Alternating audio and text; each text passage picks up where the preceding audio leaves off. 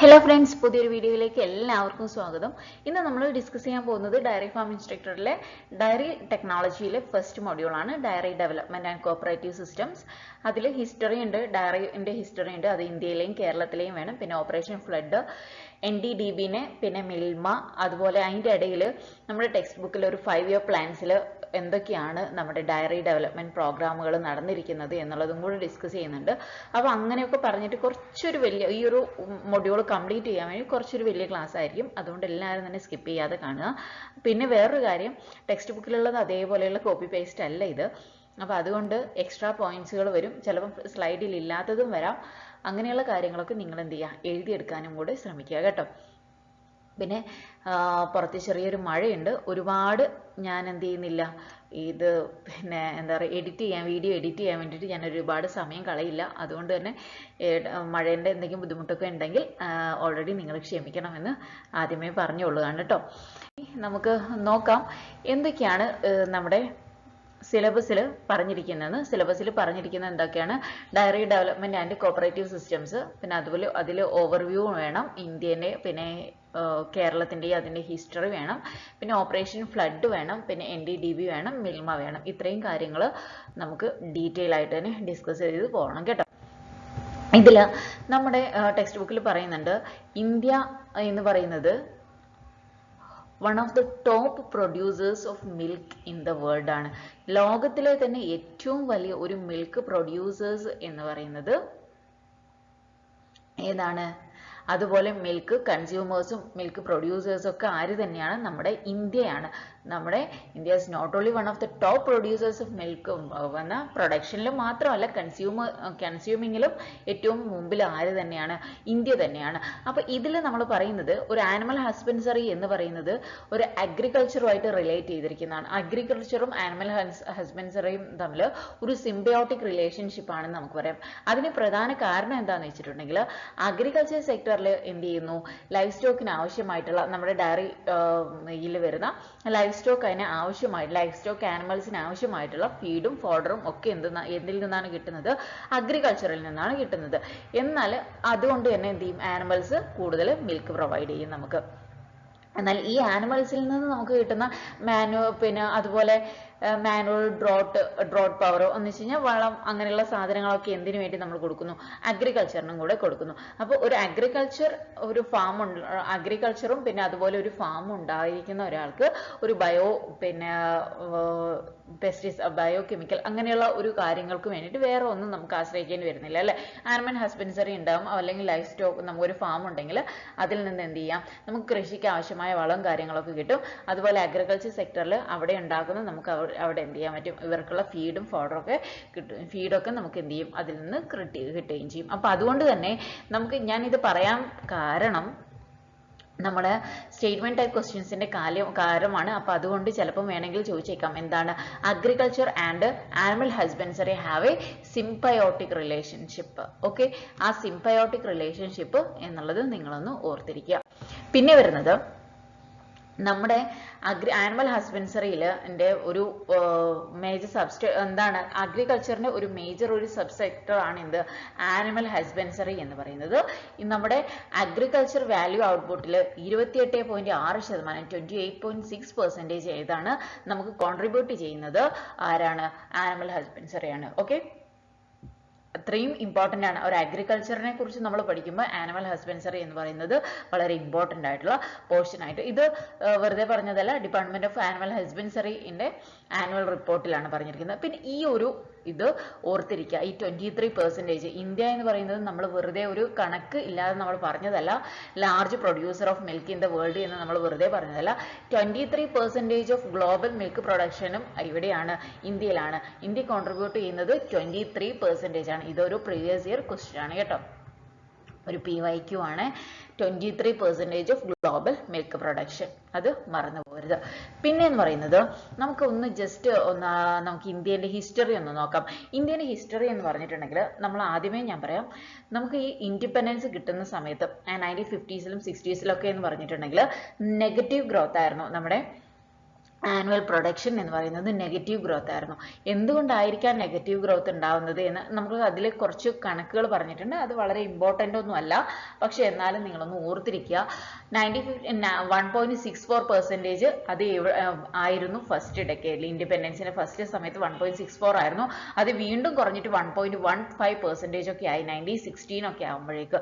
പിന്നെ അതുപോലെ നമ്മുടെ 124 grams per day ആയിരുന്നത് 1917 ഒക്കെ ആയിരിക്കുന്ന സമയത്ത് 107 grams per day ഒക്കെ ആയി. ഓക്കെ, ഇതിന്റെ കൺസപ്ഷൻ. ഓക്കെ, പ്രൊഡക്ഷൻ എന്ന് പറയുന്നത് 1.64%-ൽ നിന്ന് 1.15%-ലേക്ക് കുറഞ്ഞു. പിന്നെ അതുപോലെ കൺസംഷൻ എന്ന് പറയുന്നത് 124 grams per day എന്നുള്ളത് എന്ത് ചെയ്തു, അത് 107 grams per day എന്നൊക്കെ രീതിയിലേക്ക് കുറഞ്ഞു. അങ്ങനെ നോക്കുമ്പോൾ എന്ന് വെച്ച് കഴിഞ്ഞാൽ എന്താണ്, നമുക്ക് നെഗറ്റീവ് ഗ്രോത്ത് ആയിരുന്നു ഉണ്ടായിരുന്നത്. ആദ്യകാലങ്ങളിൽ നമുക്ക് നെഗറ്റീവ് ഗ്രോത്ത് ആയിരുന്നു ഉണ്ടായിരുന്നത്. ഓക്കെ, ആ സമയത്ത് പക്ഷെ എന്താണ്, ആ സമയത്തും നമ്മുടെ ഇന്ത്യയിലെ എന്ന് പറയുന്നത് ലാർജസ്റ്റ് കാറ്റൽ പോപ്പുലേഷൻ തന്നെയായിരുന്നു. കാറ്റൽ പോപ്പുലേഷൻ നമുക്ക് ലാർജ് തന്നെ ആയിരുന്നു. പക്ഷെ എന്താണ് പ്രശ്നം, നമുക്ക് പറയുവാണെങ്കിൽ ശരിക്കും നമുക്ക് പറയാം, അവിടെ ഒരു എന്താണ്, നമ്മുടെ ഫാമേഴ്സും പിന്നെ വിൽക്കുന്നവരും അതുപോലെ കൺസ്യൂമേഴ്സും ഒക്കെ തമ്മിൽ ഇടയിൽ എന്ത് വരുന്നു, ഒരു മിഡിൽ മാൻ വരുന്നു. ഓക്കെ, അതാണ് ശരിക്കും അതിനുള്ള കാരണം എന്ന് വേണമെങ്കിൽ പറയാം.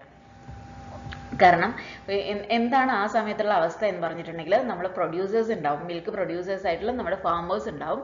ഫാമേഴ്സ് ആ മിൽക്ക് വിൽക്കുന്നത് ഒരു മിഡിൽ മാൻ ആയിരിക്കും, അല്ലെങ്കിൽ ഒരു കോൺട്രാക്ടർക്കായിരിക്കും, അല്ലെങ്കിൽ ഒരു പ്രൈവറ്റ് ഏജൻസിനൊക്കെ ആയിരിക്കും. ഓക്കെ, മിഡിൽ മാനോ അല്ലെങ്കിൽ കോൺട്രാക്ടറിനോ അല്ലെങ്കിൽ പ്രൈവറ്റ് ഏജൻസിക്കോ വേണ്ടിയിട്ട് എന്ത് ചെയ്യുന്നു, ഇവർ വിൽക്കുന്നു. അപ്പൊ ഇവരെന്ത് ചെയ്യുന്നു, നമ്മുടെ കൺസ്യൂമേഴ്സിനോ അല്ലെങ്കിൽ ഗവൺമെന്റ് ഓർഗനൈസേഷനിലോ എന്തൊരു ഹൈ മാർജിൻ പ്രോഫിറ്റിൽ അവരെന്ത് ചെയ്യുന്നു, രണ്ടാമത് റീസെൽ ചെയ്യുന്നു. ഇങ്ങനെയാവുന്ന സമയത്ത് നടുവിലുള്ള മിഡിൽ മാനോ അല്ലെങ്കിൽ കോൺട്രാക്ടറിനോ പ്രൈവറ്റ് ഏജൻസിക്കോ മാത്രമേ ലാഭം വരുന്നുള്ളൂ. ലാഭവിഹിതം വരുന്നത് അവർക്ക് മാത്രം. അവർ അതിൽ നിന്ന് ഒരു വിഹിതം ശരിക്കും പ്രൊഡ്യൂസേഴ്സ് ആയിട്ടുള്ള ഫാമേഴ്സിന് കൊടുക്കേണ്ടതാണ്, അവരത് കൊടുക്കുന്നില്ല. അതുപോലെ തന്നെ എന്തും ചെയ്യുന്നില്ല, അവർക്ക് വേണ്ട ഒരു കാര്യങ്ങളും എന്ത് ചെയ്യുന്നില്ല, മിഡിൽ മാൻമാർ ചെയ്തു കൊടുക്കുന്നുണ്ടായിരുന്നില്ല. ആ സമയത്താണ് അതുകൊണ്ടാണ് നമ്മുടെക്ക് ഇത്രയും പ്രൊഡക്ഷൻ ഉണ്ടായിട്ട് പോലും, എന്ന് വെച്ച് കഴിഞ്ഞാൽ ഏറ്റവും കൂടുതൽ കാറ്റൽ പോപ്പുലേഷൻ ഉണ്ടായിരുന്നിട്ട് പോലും നമ്മൾ നെഗറ്റീവ് ഗ്രോത്തിലേക്ക് പോയിക്കൊണ്ടിരുന്നത്. ആ സമയത്ത് ഒരു 1964 ആയപ്പം നമ്മുടെ ആ സമയത്തുള്ള പ്രൈം മിനിസ്റ്റർ ആയിരുന്ന ലാൽ ബഹദൂർ ശാസ്ത്രി എന്ത് ചെയ്യുന്നു, നമ്മുടെ ആനന്ദ് ഡിസ്ട്രിക്ട്, ഗുജറാത്തിൽ ഒരു ആനന്ദ് ഡിസ്ട്രിക്ട് സന്ദർശിക്കുന്നു. ഈ ആനന്ദ് ഡിസ്ട്രിക്റ്റിൽ ഉള്ള ഒരു പ്രത്യേകത എന്ന് പറഞ്ഞിട്ടുണ്ടെങ്കിൽ, അവിടെ ഒരു മിൽക്ക് പ്രൊഡക്ഷനും അതിൻ്റെ കൺട്രോള്, അതിൻ്റെ പിന്നെ മാനുഫാക്ചറിങ്, അതിൻ്റെ അങ്ങനെ ഒരുപാട് പ്രോസസ്സുകൾ അവിടെ നടക്കുന്നുണ്ടായിരുന്നു, മറ്റുള്ളവർക്ക് മാതൃകയാക്കാൻ പറ്റുന്ന പ്രോസസ്സ്. അപ്പൊ അതിന് അവർ പറഞ്ഞിരിക്കുന്നത് ആനന്ദ് പാറ്റേൺ എന്നാണ്. ആനന്ദ് ഡിസ്ട്രിക്റ്റിലായിരുന്നു, ഗുജറാത്തിലെ ആനന്ദ് ഡിസ്ട്രിക്റ്റിൽ ആനന്ദ് പാറ്റേൺ എന്ന് പറഞ്ഞിട്ട് ഒരു കാര്യങ്ങൾ നടക്കുന്നുണ്ട്. ആ സമയത്താണ് നമ്മുടെ 1965 കറക്റ്റ് പറയുകയാണെങ്കിൽ 1965 ജൂലൈ 15 നമ്മുടെ നാഷണൽ ഡയറി ഡെവലപ്മെന്റ് ബോർഡ് രൂപീകരിക്കുന്നത്. Okay, national dairy development board രൂപീകരിക്കുന്നത് ആ 1965 ജൂലൈ 15 ആണ്. ജൂലൈ 15 എന്നുള്ളത് ഓർത്ത് വെക്കുക കേട്ടോ. അപ്പൊ അത് എങ്ങനെയായിരുന്നു രൂപീകരണത്തിന്റെ പ്രധാന കാരണം എന്ന് പറയുന്നത്, 1964 ലാൽ ബഹദൂർ ശാസ്ത്രി ആനന്ദ് ഡിസ്ട്രിക്ട് സന്ദർശിച്ചതാണ്. അപ്പൊ അവിടെ അവർ കണ്ടതാണ് ഒരു ആനന്ദ് പാറ്റേൺ കണ്ടു. എന്ന് വെച്ച് കഴിഞ്ഞാൽ പ്രൊഡ്യൂസേഴ്സിനും പിന്നെ അതുപോലെ വാങ്ങുന്നവർക്കും അതുപോലെ കൺസ്യൂമേഴ്സിനും ഇടയിൽ പ്രവർത്തിക്കുന്ന ഒരു നല്ല രീതിയിലുള്ള ഒരു പാറ്റേൺ കണ്ടു. അതായിരുന്നു ആനന്ദ് പാറ്റേൺ എന്ന് പറയുന്നത്. ഈ ആനന്ദ് പാറ്റേൺ എന്ന് പറയുന്നത് ഒരു കോപ്പറേറ്റീവ് സ്ട്രക്ചർ ആയിരുന്നു. ഓക്കെ, നിങ്ങൾക്ക് മനസ്സിലാവുന്നുണ്ടാവുമെന്ന് വിചാരിക്കുന്നു. കുറച്ച് സ്പീഡിൽ പോകുന്നുണ്ട് എന്ന് എനിക്കറിയാം, പക്ഷേ സ്പീഡാണെന്ന് തോന്നുന്നവർ ഒന്ന് നമ്മുടെ നോർമലിൽ നിന്ന് ജസ്റ്റ് ഒന്ന് കുറച്ച് വെച്ചേക്കുക കേട്ടോ. അപ്പൊ അതെന്തായിരുന്നു എന്ന് പറഞ്ഞിട്ടുണ്ടെങ്കിൽ 1964 അവിടെ ചെന്നപ്പോൾ അവർ കണ്ടത് ആനന്ദ് പാറ്റേൺ എന്ന് പറഞ്ഞിരുന്നത് ഒരു കോപ്പറേറ്റീവ് സ്ട്രക്ചർ ആയിരുന്നു. ഇത് ആദ്യം ഒരു വില്ലേജ് ലെവല്, പിന്നെ ഡിസ്ട്രിക്ട് ലെവല്, പിന്നെ സ്റ്റേറ്റ് ലെവല് എന്നുള്ള രീതിയിൽ 3 ലെവലുകളായിട്ട് 3 സെക്ടറുകളായിട്ട് തിരിച്ചിട്ടുള്ള ഒരു സംഭവമായിരുന്നു ആനന്ദ് പാറ്റേൺ എന്ന് പറയുന്നത്. അപ്പൊ എന്താന്ന് വെച്ചിട്ടുണ്ടെങ്കിൽ നമ്മൾ ഒരു അവരെന്ത് ചെയ്തു, എല്ലാവരെയും നന്നായിട്ട് പ്രൊമോട്ട് ചെയ്തിരിക്കുന്ന ഇതായിരുന്നു ഉണ്ടായിരുന്നത്. എല്ലാ വില്ലേജ് ആരൊക്കെയാണോ ഇതിന്റെ പ്രൊഡ്യൂസേഴ്സ് ആയിട്ട് വരുന്നത്, ആരൊക്കെയാണോ ഫാമേഴ്സ്, അവർക്ക് വേണ്ടി എല്ലാം ചെയ്തു കൊടുക്കുന്ന ഒരു അവരുടെ മാനുഫാക്ചറിങ്, അതുപോലെ അവർക്ക് വേണ്ട എല്ലാ ഉപദേശങ്ങളും അതിന്റെ ട്രെയിനിങ് അടക്കം എല്ലാവരും കൊടുത്തിരുന്ന ഒരു സംഭവമായിരുന്നു ആനന്ദ് പാറ്റേണിൽ ഉണ്ടായിരുന്നത്. അപ്പൊ ഇത് എപ്പോഴാണ് ഈ ആനന്ദ് പാറ്റേൺ കണ്ടപ്പോ എന്തെങ്കിലും എന്താണ് നാഷണൽ ഡയറി ഡെവലപ്മെന്റ് ബോർഡിനോ ഇതിനെ ഒരു റിപ്ലിക്കേഷൻ വേണമെന്ന് തോന്നി. ഓക്കെ, ഇതിനൊരു റിപ്ലിക്കേഷൻ ആനന്ദ് പാറ്റേൺ പോലെ എന്തുകൊണ്ട് നാഷണൽ ഡയറി ഡെവലപ്മെന്റ് ബോർഡിന് ഒരു പാറ്റേൺ കൊണ്ടുവന്നുകൂടാ എന്നുള്ള ഒരു ക്വസ്റ്റ്യൻ വന്നപ്പോൾ അവിടെ വന്നതാണ് operation flood programme. Okay, operation flood programme എന്ന് പറയുന്നത് നാഷണൽ ഡയറി ഡെവലപ്മെന്റ് ബോർഡിന്റെ പിന്നെ ആനന്ദ് പാറ്റേണിന്റെ റിപ്ലിക്കേഷൻ ആണ് എന്ന് വേണമെങ്കിൽ നമുക്ക് പറയാം. എന്താണ് ആനന്ദ് പാറ്റേൺ എന്നുള്ളതാണ്. അത് ഈ ഒരു സെന്റൻസ് നിങ്ങൾ നന്നായി ഓർത്തിരിക്കുക. Maximising farmer profit and productivity through cooperative effort is a hallmark of Anand pattern. ഫാമേഴ്സിന് മാക്സിമം പ്രോഫിറ്റ് കൊടുക്കുക, അതുപോലെ പ്രൊഡക്ടിവിറ്റി അതിലൂടെ എന്ത് ചെയ്യുക, ഒരു കോപ്പറേറ്റീവ് ഒരു സഹകരണത്തോടെ എല്ലാം നടക്കുന്നത് ഒരു സഹകരണത്തോടെ ആയിരിക്കണം. നമ്മൾ നേരത്തെ പറഞ്ഞതുപോലെ മിഡിൽ മാൻമാർ മാത്രം വികസിക്കുന്ന രീതിയിലല്ല, ഫാമേഴ്സും എന്നാലോ അതിനിടയിലുള്ള കോപ്പറേറ്റീവ് സൊസൈറ്റീസിനും എല്ലാത്തിനും കൂടെയുള്ള ഒരുമിച്ചുള്ള ഒരു വികസനം, അതായിരുന്നു ആനന്ദ് പാറ്റേൺ എന്ന് പറയുന്നത്. ആനന്ദ് പാറ്റേൺ എന്ന് പറയുന്നത് ഒരു ഇന്റഗ്രേറ്റഡ് കോപ്പറേറ്റീവ് സ്ട്രക്ചർ ആയിരുന്നു. അതിൽ എന്തൊക്കെ ഉണ്ടായിരുന്നു എന്ന് വെച്ച് കഴിഞ്ഞാൽ പ്രോസസ്സേഴ്സ് ഉണ്ടായിരുന്നു, പ്രോസസ്സ് ഉണ്ടായിരുന്നു, മാർക്കറ്റിംഗ് ഉണ്ടായിരുന്നു, പ്രൊഡക്ഷൻ, അങ്ങനെ എല്ലാം ഉണ്ടായിരുന്നു. എല്ലാം എന്ന് വെച്ച് കഴിഞ്ഞാൽ പ്രൊഡക്ഷൻ, പ്രോസസ്സ്, മാർക്കറ്റ് എല്ലാം ഉണ്ടായിരുന്നു. അതിനു വേണ്ടിയിട്ട് അവർക്ക് സപ്പോർട്ട് ചെയ്യാൻ വേണ്ടിയിട്ട് എന്തുണ്ടായിരുന്നു, ഒരു പ്രൊഫഷണൽ മാനേജ്മെന്റ് ഉണ്ടായിരുന്നു. ഓക്കെ, എന്നിട്ട് ഈ പ്രൊഡ്യൂസേഴ്സ് ആയിട്ടുള്ള ഫാമേഴ്സ് ആയിട്ടുള്ള പ്രൊഡ്യൂസേഴ്സിന് ഡിസൈഡ് ചെയ്യാം അങ്ങനെ എന്താണ് അവരുടെ ബിസിനസ് പോളിസീസ്, എന്താണ് അവർക്ക് മോഡേൺ പ്രൊഡക്ഷനിൽ നിന്ന് അഡോപ്റ്റ് ചെയ്യാനുള്ളത്, അതിന്റെ മാർക്കറ്റിംഗ് ടെക്നിക്ക് എങ്ങനെയാണ്, റിസീവിങ് സർവീസ് എങ്ങനെയാണ്, അതൊക്കെ എന്ന് പറഞ്ഞിട്ടുണ്ടെങ്കിൽ ഓരോരുത്തർ ഇൻഡിവിജ്വൽ ആണ്. എങ്ങനെയാണെങ്കിലും ആരല്ല, അവരൊറ്റയ്ക്കല്ല അതൊന്നും മാനേജ് ചെയ്തിരുന്നത് എന്നുള്ള രീതിയിലായിരുന്നു ആനന്ദ് പാറ്റേൺ ഉണ്ടായിരുന്നത്. എങ്ങനെയാണ് ഇത് മൂന്ന് സൊസൈറ്റികളായിട്ടായിരുന്നു അവര് അതിന്റെ ഇൻസ്റ്റിറ്റ്യൂഷണൽ ഇൻഫ്രാസ്ട്രക്ചർ എന്ന് പറയുന്നത്. അത് ഒന്നാമത് എന്ന് പറയുന്നത് വില്ലേജ് കോപ്പറേറ്റീവ് ആയിരുന്നു, രണ്ടാമത്തത് എന്ന് പറയുന്നത് ഡിസ്ട്രിക്റ്റ് ആണ്, പിന്നെ മൂന്നാമത്തത് നാഷണൽ സ്റ്റേറ്റ് ആണ്, നാഷണൽ മാർക്കറ്റിംഗ് ആണ്. ഓക്കെ, എങ്ങനെയാണ് the institutional infrastructure, village cooperative, dairy and cattle feed plants, പിന്നെ state and national marketing is own and controlled by farmers ആണ്. എല്ലാം എന്താണ്, ഫാമേഴ്സിന്റെ കൺട്രോളിലുള്ളതായിരുന്നു. Anand pattern cooperatives have progressive linked producers directly with consumers. കൺസ്യൂമേഴ്സുമായിട്ട് direct ആയിട്ടുള്ള പ്രൊഡ്യൂസേഴ്സിനും കൺസ്യൂമേഴ്സിനുമായിട്ട് ഒരു ഡയറക്റ്റ് ലിങ്ക് കൊടുക്കുന്നുണ്ടായിരുന്നു എന്ത്, നമ്മുടെ ആനന്ദ് പാറ്റേൺ. മഴ വല്ലാതെ ബുദ്ധിമുട്ടിക്കുന്നുണ്ടെന്ന് തോന്നുന്നു അല്ലേ. പിന്നെ മൂന്നാമത്തേതാണ് ഞാൻ പറഞ്ഞു അവർക്ക് 3 ടയർ സിസ്റ്റം ആയിരുന്നു. ഈ 3 ടയർ സിസ്റ്റത്തിൽ ഒന്നാമത്തേതാണ് വില്ലേജ് സൊസൈറ്റി എന്ന് പറയുന്നത്. ഈ വില്ലേജ് സൊസൈറ്റി എന്ന് പറയുന്നത് വില്ലേജ് ഡയറി കോപ്പറേറ്റീവ് സൊസൈറ്റിയാണ്. നമുക്ക് ഇപ്പൊ തന്നെ അറിയാം അല്ലെ, നമ്മുടെ അയൽക്കൂട്ടം എന്നൊക്കെ പറയുന്നത് DCS, ICDS എന്നൊക്കെ പറഞ്ഞ് നമ്മൾ അങ്ങനെ പോകുന്നുണ്ട് അല്ലെ, സ്റ്റേറ്റ് ലെവല് പിന്നെ സെൻട്രൽ ലെവൽ അങ്ങനെ പോകുന്നത് പോലെ ഇതും ഒരു 3 ടയർ സിസ്റ്റം ആയിട്ടാണ് ആനന്ദ് പാറ്റേൺ കൊണ്ടുവന്നിരിക്കുന്നത്. അതുപോലെ തന്നെ ഫസ്റ്റ് വൺ ആണ് വില്ലേജ് സൊസൈറ്റി. വില്ലേജ് സൊസൈറ്റിയിൽ പറയുന്നതാണ് വില്ലേജ് ഡയറി കോപ്പറേറ്റീവ് സൊസൈറ്റി. ഇത് ഒരു മിൽക്ക് പ്രൊഡ്യൂസേഴ്സ് മാത്രം ഫോം ചെയ്തിരിക്കുന്നത് ഒരിതാണ്. ആർക്ക് വേണമെങ്കിലും എന്ത് ചെയ്യാം, വില്ലേജ് ഡയറി കോപ്പറേറ്റീവ് സൊസൈറ്റിയിൽ എന്ത് ചെയ്യാൻ പറ്റും, മെമ്പർ ആവാൻ പറ്റും. എങ്ങനെ കുറച്ച്, എന്നിട്ട് അവർക്ക് എന്ത് ചെയ്യാം, അവിടെ മിൽക്ക് എന്ത് ചെയ്യാം, അവിടെ അവർക്ക് സൊസൈറ്റിയിൽ മിൽക്ക് സെല് ചെയ്യാം. എന്നിട്ട് ഇവിടെയുള്ളതിന് എന്ത് ചെയ്യാൻ പറ്റും, എല്ലാ ദിവസവും നമ്മൾ ശരിക്കും ഇപ്പം നമ്മൾ എന്ത് ചെയ്യുന്നുണ്ട്, നമ്മൾ സൊസൈറ്റി പോയി പാൽ വാങ്ങാൻ പോവുകയാണ് എന്ന് പറയുന്നില്ല, അതേ രീതി തന്നെയാണ് ഈ വില്ലേജ് സൊസൈറ്റി എന്ന് പറയുന്നതും. ഇവിടെ എന്ത് ചെയ്യാം, നമുക്ക് മിൽക്ക് സെല് ചെയ്യാൻ പറ്റും. എന്നിട്ട് ഈ മിൽക്കിനെ കളക്ഷൻ ചെയ്ത് അവിടെയുള്ള കളക്ഷൻ സെന്ററിൽ നമ്മൾ കൊണ്ടുപോയിട്ട് ഇത് വിൽക്കുന്നു. ഈ വിറ്റ് കഴിഞ്ഞാൽ ഇവിടെ വെച്ചിട്ട് നമ്മൾ എന്ത് ചെയ്യുന്നു, ഈ മിൽക്ക് ടെസ്റ്റ് ചെയ്യുന്നു. ഓരോരുത്തർക്കും ഓരോ ടെസ്റ്റ് നമുക്കറിയാമല്ലേ, ഒരു മിൽക്ക് പാലിലുള്ള ഫാറ്റിന്റെയും SNF-ന്റെയും കണ്ടന്റ് ഒക്കെ അവരെന്ത് ചെയ്യും, നോക്കും. എന്നിട്ട് അതിനനുസരിച്ചിട്ടാണ് ഒരു പാലിന് എന്ത് ചെയ്യുന്നത്, അവർ വില നിശ്ചയിക്കുന്നത്. ഓക്കെ, വില നിശ്ചയിക്കുന്നത് എങ്ങനെയാണ്, അവരുടെ ഫാറ്റിന്റെയും SNF-ന്റെയും പിന്നെ പെർസെന്റേജ് അനുസരിച്ചിട്ടാണ്. അത് ടെസ്റ്റ് ചെയ്ത് അതിനാവശ്യമായിട്ടുള്ള അവർക്ക് പേയ്മെന്റ് കൊടുക്കുന്നു. ആദ്യം എന്ന് പറയുന്നത് അവരവിടെ പോയി മെമ്പർ ആവുക, മെമ്പർ ആയി കഴിഞ്ഞാൽ അവരെന്താണ് ഒരു ഷെയർ വാങ്ങി എന്നുള്ളതാണ്. ഓക്കെ, ഒരു ചെറിയൊരു പൈസ കൊടുത്തിട്ട് അവർ അവിടെ നിന്ന് ഒരു ഷെയർ വാങ്ങി എന്നുള്ളതാണ്. എന്നിട്ട് എല്ലാ ദിവസവും അവരവിടെ പോയിട്ട് എന്ത് ചെയ്യുന്നു, പാല് വിൽക്കുന്നു.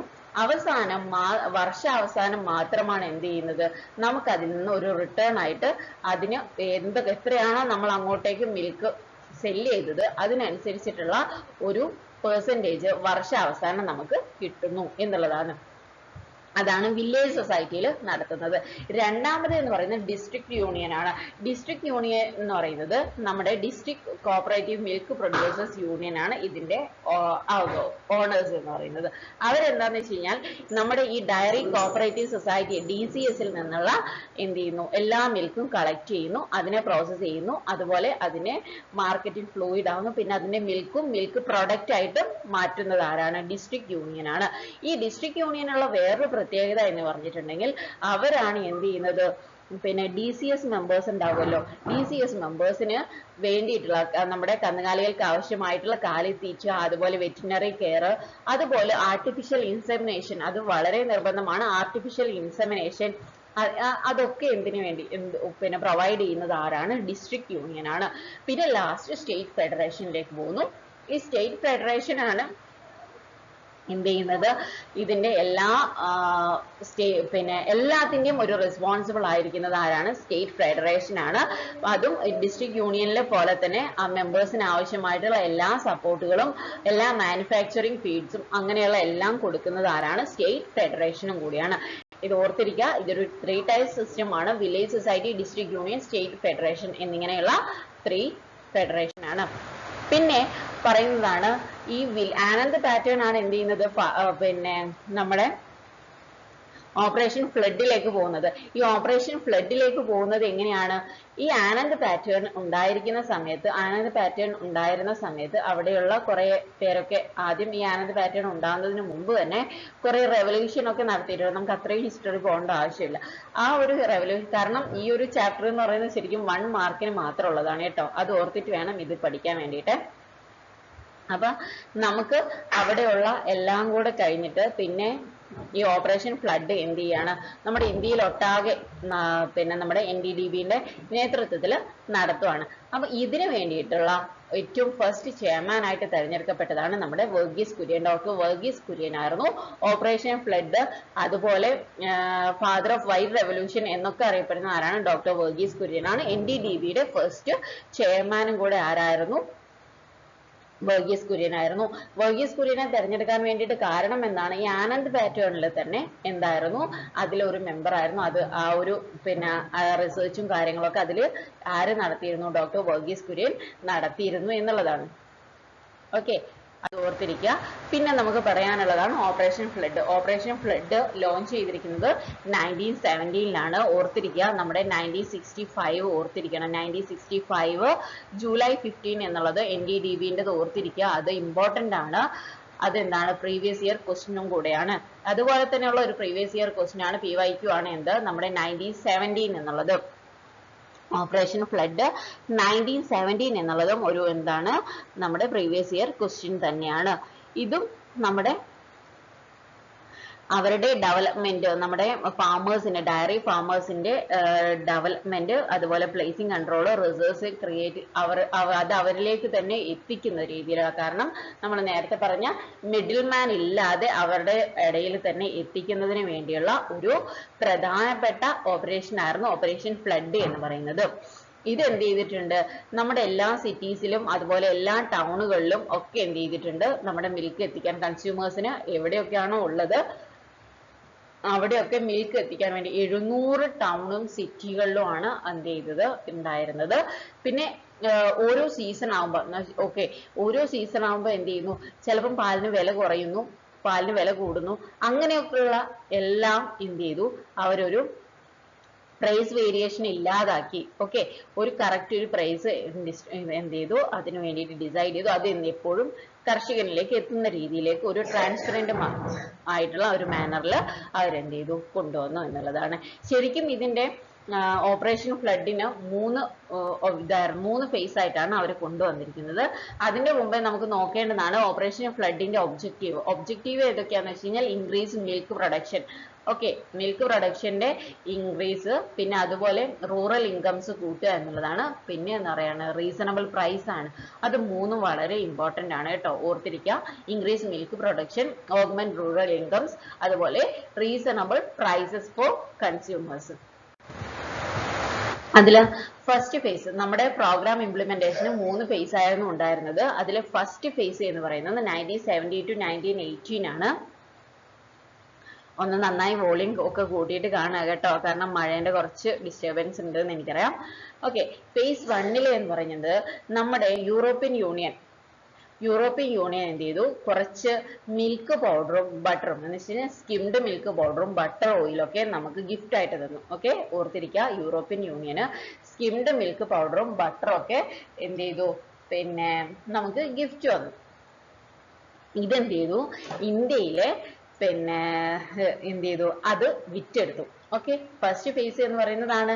ഫസ്റ്റ് ഫേസിൽ അവര് എന്ത് ചെയ്തു, 18ഓളം ഇന്ത്യൻ മിൽക്ക് ഷെഡുകൾ, അതും കൺസ്യൂമേഴ്സിന്റെ 4 മേജർ മെട്രോപൊളിറ്റൻ സിറ്റീസ് ആയിട്ട്, പിന്നെ അതുപോലെ ഡൽഹി, മുംബൈ, കൊൽക്കത്ത ആൻഡ് ചെന്നൈ ഇങ്ങനെയുള്ള ഒരു സ്ഥലങ്ങളിലൊക്കെ ആയിട്ടും അതുപോലെ മിൽക്ക് ഷെഡുകളും അങ്ങനെയൊക്കെ വെച്ചിട്ട് എന്ത് ചെയ്തു, ഫേസ് 1 അവരെന്ത് ചെയ്തു, ഇതെല്ലാം വിറ്റു.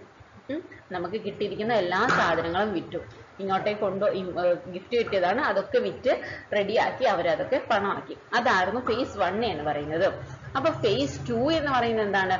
അപ്പൊ അവർക്ക് മനസ്സിലായത് ഫേസ് 1 18 മിൽക്ക് ഷെഡ് ഉണ്ടാക്കിയതിൽ നിന്ന് എന്ത് ചെയ്യാൻ പറ്റി, അവർക്ക് നന്നായിട്ട് വിറ്റെടുക്കാൻ പറ്റി. അങ്ങനെയായപ്പം ഈ മിൽക്ക് ഷെഡുകൾ കൂട്ടിക്കഴിഞ്ഞു കഴിഞ്ഞാൽ, അതുപോലെ കുറച്ച് മാർക്കറ്റുകൾ കൂട്ടിക്കഴിഞ്ഞു കഴിഞ്ഞാൽ, ഒരുപാട് ഔട്ട്ലെറ്റ് ഉണ്ടായി കഴിഞ്ഞു കഴിഞ്ഞാൽ എന്താക്കാൻ പറ്റും, നമുക്ക് കൊണ്ടുവരുന്ന മിൽക്ക്, പ്രൊഡ്യൂസേഴ്സിന്റെ അടുത്ത് നിന്ന് കൊണ്ടുവരുന്ന മിൽക്ക് നമുക്ക് എന്ത് ചെയ്യാൻ പറ്റും, നന്നായിട്ട് വിറ്റഴിക്കാൻ പറ്റും. അങ്ങനെ വിറ്റഴിക്കാൻ പറ്റുമെന്ന് തോന്നിയ ഉടനെ തന്നെ എന്ത് ചെയ്യാൻ പറ്റും, അവര് 18 ഓപ്പറേഷൻ ഫ്ലഡിന്റെ ഫേസ് 2 പറഞ്ഞ മിൽക്ക് ഷെഡ് 18 നിന്ന് 136 ആയിട്ട് ഇൻക്രീസ് ചെയ്തു എന്നുള്ളതാണ്. പിന്നെ അതുപോലെ sustaining system of 43,000 village cooperative covering 4.25 million milk പ്രൊഡ്യൂസേഴ്സുമായിട്ടും അവര് എന്ത് ചെയ്തു, ഇതാക്കിയിട്ടുണ്ട്. പിന്നെ ഡൊമസ്റ്റിക് മിൽക്ക് പൗഡർ പ്രൊഡക്ഷൻ ഉണ്ടല്ലോ, മിൽക്ക് പൗഡർ പ്രൊഡക്ഷൻ ഇൻക്രീസ് ചെയ്തു. എങ്ങനെ? 22,000 ടണ്ണിൽ നിന്ന് പ്രീ പ്രൊജക്ട് ഇയറിൽ 1,40,000 ടണ്ണ് വരെ 1989 ആകുമ്പോഴേക്ക് കേട്ടോ. അങ്ങനെ ഒരു വലിയൊരു റെവല്യൂഷൻ ഫേസ് 2 നടന്നു എന്ന് തോന്നിയപ്പം എന്തായി, നമ്മുടെ വേൾഡ് ബാങ്കും അതുപോലെ ഈ യൂറോപ്യൻ യൂണിയനും ഒക്കെ കൂടിയിട്ട് നമുക്ക് എന്ത് ചെയ്യാൻ പറ്റി, ബാങ്ക് ലോണൊക്കെ തരാൻ തുടങ്ങി. അപ്പൊ ഈ ബാങ്ക് ലോണൊക്കെ കൊടുക്കുമ്പോൾ നമുക്ക് എന്ത് ചെയ്യാൻ പറ്റും, നമ്മുടെ ഒരു സെൽഫ് റിലയൻസ് പ്രൊമോട്ട് ചെയ്യാൻ വേണ്ടിയിട്ട് അവര് ബാങ്ക് ലോണും അതുപോലെയുള്ള കാര്യങ്ങളൊക്കെ നമുക്ക് തന്നു. അതുകൊണ്ട് തന്നെ എന്ത് ചെയ്തു, ഡയറക്റ്റ് മാർക്കറ്റിംഗ് എന്താണ്, മിൽക്ക് പ്രൊഡ്യൂസേഴ്സിന്റെയും കോഓപ്പറേറ്റീവ്സിന്റെയും എന്താണ് direct marketing of milk by producers, അങ്ങനെയുള്ളതൊക്കെ മില്യൺ ലിറ്റേഴ്സ് പെർ ഡേ എന്നുള്ള രീതിയിലേക്ക് ഉയർന്നു ഫേസ് 2. ഇനി തേർഡ് ഫേസിലാണ്. തേർഡ് ഫേസ് ആകുമ്പോഴേക്കും നമ്മൾ ഏകദേശം എന്തായി, നന്നായി എക്സ്പാൻഡ് ചെയ്തു. ഓക്കെ, നമ്മുടെ ഈ ഡയറി കോർപ്പറേഷൻ ഒക്കെ ഫുള്ളായിട്ട് എക്സ്പാൻഡ് ചെയ്തു. എല്ലാ ഇൻഫ്രാസ്ട്രക്ചറും ഉണ്ടായി, മാർക്കറ്റിംഗ് ഇൻക്രീസ് ചെയ്തു. പിന്നെ അതുപോലെ veterinary, first aid, health care service, അതുപോലെ ഫീഡ്, ആർട്ടിഫിഷ്യൽ ഇൻസെമിനേഷൻ സർവീസ്. ഈ ആർട്ടിഫിഷ്യൽ ഇൻസെമിനേഷനെ കുറിച്ചൊക്കെ നമ്മൾ നേരത്തെ ഇനി വരും കേട്ടോ, ഫീഡിനെ കുറിച്ചൊക്കെ നമുക്ക് പഠിക്കാനുണ്ട്. അപ്പൊ അതൊക്കെ നമുക്ക് അന്നേരം ഡീറ്റെയിൽ ആയിട്ട് ഇതാക്കാം കേട്ടോ. അങ്ങനെ എല്ലാം കൂടി പിന്നെ ഉള്ളതാണ് ഓപ്പറേഷൻ ഫ്ലഡിന്റെ ഫേസ് 3 പറയുന്നതാണ്. നമ്മുടെ 30,000 പുതിയ ഡയറി കോഓപ്പറേറ്റീവ്സ് ഉണ്ടായിരുന്നു. ഏതിൽ എന്ന് വെച്ച് കഴിഞ്ഞാൽ ആദ്യം 42,000 ഉണ്ടായിരുന്നു, അതിന് കൂടെ ഒരു 30,000 കൂടെ കൂടി, അങ്ങനെ ടോട്ടൽ ഒരു 72,000ഓളം കോഓപ്പറേറ്റീവ് സൊസൈറ്റി ഉണ്ടായി. ഓക്കെ, പിന്നെ മിൽക്ക് ഷെഡൊക്കെ അതിന്റെ പീക്കിലെത്തി. ഓക്കെ, ഒരുപാടുണ്ടായി. പിന്നെ അതുപോലെ വുമൺസ് ഒരുപാട് ഡയറി കോഓപ്പറേറ്റീവ് സൊസൈറ്റിയിൽ ഒരുപാട് പേര് വുമൺ മെമ്പേഴ്സ് ആയിട്ട് ഉണ്ടാവാൻ തുടങ്ങി. അങ്ങനെ എല്ലാം കൊണ്ടും എന്താണ്, റൂറൽ ഡെവലപ്മെന്റ് വിഷൻ എന്ന് വേണമെങ്കിൽ പറയാം. Operation flood can be viewed as A 20-year experiment confirming the rural development mission എന്ന് വേണമെങ്കിൽ നമുക്ക് എന്ത് ചെയ്യാൻ പറ്റും, phase 3 പറയാൻ പറ്റും. മഴ പെട്ടെന്ന് കുറയും എന്ന് വിചാരിച്ചുകൊണ്ടാണ് ഞാൻ റെക്കോർഡ് ചെയ്തുകൊണ്ടിരിക്കുന്നത്. നല്ല ബുദ്ധിമുട്ടായിരിക്കും എന്ന് എനിക്കറിയാം. പക്ഷെ നമ്മൾ ഇതൊന്നും തീർത്തില്ലെങ്കിൽ ഈ ടോപ്പിക്ക് നമുക്കിന്ന് കവർ ചെയ്യാൻ പറ്റില്ല. അതുകൊണ്ടാണ് ഞാൻ മഴയെ നോക്കാതെ റെക്കോർഡ് ചെയ്യുന്നത്. എനിക്ക് ഇപ്പോഴാണ് കുറച്ചെങ്കിലും ഒരു സമയം കിട്ടിയത് റെക്കോർഡിങ്ങിന്. ഓക്കെ, ഇതൊന്നും ഓർത്തിരിക്കുക. നമ്മുടെ ഫസ്റ്റ് NDDB ചെയർമാൻ എന്ന് പറയുന്നത് ഡോക്ടർ വർഗീസ് കുര്യൻ ആണ് ഫസ്റ്റ് ചെയർമാൻ. സെക്കൻഡ് ചെയർമാൻ എന്ന് പറയുന്നത് ഡോക്ടർ അമൃത പട്ടേൽ ആണ്. ഓർത്തിരിക്കുക, ഫസ്റ്റ് ചെയർമാൻ വർഗീസ് കുര്യൻ ആണ്. സെക്കൻഡ് ചെയർമാൻ എന്ന് പറയുന്നത് ഡോക്ടർ അമൃത പട്ടേൽ ആണ്. അമൃത പട്ടേലിന് നമുക്ക് എന്തും കൂടെ പറയാം, ഫസ്റ്റ് വുമൺ എന്നും കൂടെ പറയാം. നമുക്ക് അമൃത പട്ടേലിനെ പറയാം. പിന്നെ ഉള്ളതാണ് അറ്റ് പ്രസന്റ്, ഇപ്പോ പ്രസന്റ് ആയിട്ട് ഡോക്ടർ മനീഷ് ഷായ് ആണ് NDDBയുടെ ചെയർമാൻ. പ്രസന്റ് ആരാണ്? ഡോക്ടർ മനീഷ് ഷായ് ആണ്. അപ്പൊ ഇത് ഞാൻ പറയാൻ കാരണം ഇതുവരെ പ്രീവിയസ് ഇയർ ആയിട്ട് ചോദിച്ചിട്ടൊന്നുമില്ല. പക്ഷെ നമുക്ക് സാധാരണയായിട്ട് നമ്മുടെ PSCക്കുള്ള ഒരു സാധാരണയായിട്ട് ചോദിക്കുന്നതാണ് ചെയർമാനെ ഒക്കെ നമുക്ക്. പക്ഷെ ഇതുവരെ നമ്മുടെ ഇതിൽ ചോദിച്ചിട്ടില്ല കേട്ടോ. ഡയറി ഡെവലപ്മെന്റ് നമ്മുടെ ഡയറി ഫാം ഇൻസ്ട്രക്ടർക്ക് ഇതുവരെ ചോദിച്ചിട്ടില്ല. പക്ഷെ നമ്മൾ അതൊന്ന് ഓർത്തിരിക്കുക. NDDBനെ പ്രത്യേകം പഠിക്കണമെന്ന് പറഞ്ഞിട്ടുള്ളതാണ്. ഓക്കെ, ചെയർമാനെ കൂടെ ഓർത്തിരിക്കാം. ഇത് നിങ്ങളൊന്ന് ജസ്റ്റ് വായിച്ചു നോക്കിയാൽ മതി. ഇതിന്റെ ഞാൻ എന്ത് ചെയ്തിട്ടുണ്ട്, നമ്മുടെ ഇതിന്റെ PDF നമുക്ക് ടെലഗ്രാമിൽ അവൈലബിൾ ആയിരിക്കും. ആ സമയത്ത് നിങ്ങൾ ഇതൊന്ന് വായിച്ചു നോക്കുക. ഇത് ഓപ്പറേഷൻ ഫ്ലഡിന്റെ കോൺട്രിബ്യൂഷൻസ് എന്നൊക്കെയാണ് പറഞ്ഞിരിക്കുന്നത്. 700ഓളം ടൗണിൽ, സിറ്റീസിലൊക്കെ എന്ത് ചെയ്തു, നാഷണൽ മിൽക്ക് ഗ്രിഡ് ഫോം ചെയ്തു. അതുപോലെ തന്നെ മിഡിൽമെനെ റിമൂവ് ചെയ്യാൻ കഴിഞ്ഞു. പിന്നെ സീസണൽ പ്രൈസ് വേരിയേഷൻ റെഡ്യൂസ് ചെയ്യാൻ കഴിഞ്ഞു. അങ്ങനെയുള്ള അതിന്റെ കോൺട്രിബ്യൂഷൻസ് എന്തൊക്കെ കൊണ്ടാണ് ഓപ്പറേഷൻ ഫ്ലഡ് ഒക്കെ ഇത്രയും ഹെൽപ്പ് ചെയ്തിരിക്കുന്നത് എന്ന് പറഞ്ഞതൊക്കെയാണ് ഇതിലുള്ളത്. അത് ജസ്റ്റ് ഓർത്താൽ മാത്രം മതി. ഇതിൽ പറഞ്ഞിരിക്കുന്നത് എന്ന് പറഞ്ഞിട്ടുള്ളത് അത് ഓരോ സമയത്തും എങ്ങനെയാണ് ഇൻക്രീസ് ചെയ്തിരിക്കുന്നത്. ഞാനിത് നിങ്ങൾക്ക് വായിക്കണം എന്നുള്ളവർക്ക് മാത്രം വായിച്ചിട്ട് ഇതൊന്ന് നോക്കുക. വേറെ ഒന്നും ഇതിൽ ഒരുപാട് പറയുന്നില്ല. നമ്മൾ ഇത് വരുമെന്നുള്ളത് കാര്യത്തിൽ ഉറപ്പൊന്നുമില്ല നമുക്ക്. അതുകൊണ്ടാണ്, കാരണം ആകെ ഇത്രയാണ്, നമുക്ക് ഒരു ക്വസ്റ്റ്യനേ ഉള്ളൂ. ഇതുവരെ ആയിട്ട് ചോദിച്ചേക്കുന്ന NDDBന്റെ ഇയർ, അതുപോലെ ഓപ്പറേഷൻ ഫ്ലഡിന്റെ ഇയർ, അതിന്റെ NDDBന്റെ ഒക്കെ ഹെഡ്ക്വാർട്ടേഴ്സ്, അങ്ങനെയൊക്കെയുള്ള കാര്യങ്ങൾ മാത്രമേ ഇതുവരെ നമുക്ക് ചോദിച്ചിട്ടുള്ളൂ. അപ്പൊ അങ്ങനെയുള്ള കാര്യങ്ങൾക്ക് ഇമ്പോർട്ടൻസ് കൊടുത്ത് പഠിക്കാൻ നോക്കുക കേട്ടോ. ഇതാണ് ആ ഒരു കണക്ക് വെച്ചിട്ടുള്ള ഗ്രാഫാണ് ഇത് കേട്ടോ.